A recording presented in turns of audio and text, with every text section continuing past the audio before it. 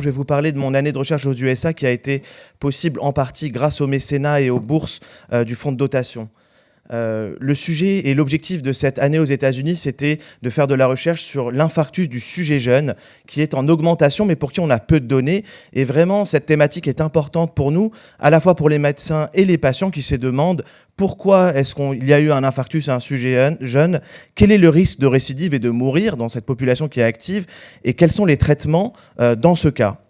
Pour cela, l'objectif était de partir au Duke Clinical Research Institute. C'est un centre d'excellence reconnu mondialement en recherche cardiovasculaire, 200 professeurs, plus de 7000 étudiants, accès à des mégabases de données, 730 essais cliniques et 3500 sites dans 64 pays. Ça semblait être l'endroit parfait pour effectuer cette recherche.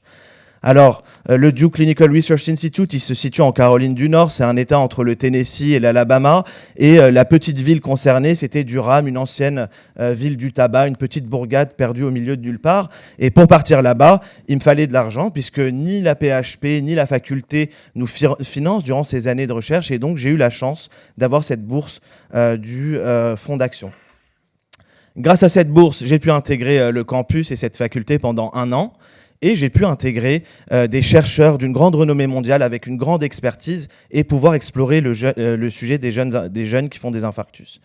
Nous avons fait des publications de référence et ce qu'il faut retenir de ces résultats, la première chose qu'on a montré, c'est que lorsqu'on fait un infarctus avant l'âge de 50 ans, dans les 10 ans, 1 patient sur 5 meurt. Ça veut dire qu'il meurt même avant l'âge moyen de faire l'infarctus. Ça, c'est la première chose. La deuxième chose, c'est qu'un patient sur 2 fera une récidive et c'est particulièrement les jeunes femmes et les minorités qui seront atteintes. La deuxième chose qu'on a montré, c'était que les stratégies de prévention actuelles ne détectaient pas les jeunes. Elles en ratent 1 sur 2 qui va faire un infarctus. Cela a permis de vraiment mettre au centre du débat la question dans les sociétés cardiologiques de l'infarctus du sujet jeune. Et on a eu plusieurs publications dans des revues générales. On a même créé un débat au sein des sociétés américaines sur pourquoi est-ce qu'on ratait les jeunes, pourquoi est-ce qu'on les traitait pas bien, pourquoi est-ce qu'on les détectait pas bien. Ainsi, cette année de recherche aux USA a permis d'améliorer les connaissances sur l'infarctus du sujet jeune, d'améliorer les stratégies de prévention cardiovasculaire, de sensibiliser et communiquer sur le sujet et surtout de créer des collaborations internationales avec les autres chercheurs qui étaient là, notamment des Américains, des Québécois, des Australiens. Et ça a été une grande année de bonheur et d'épanouissement personnel. C'est pourquoi je remercie à nouveau les donateurs et les mécènes. Merci.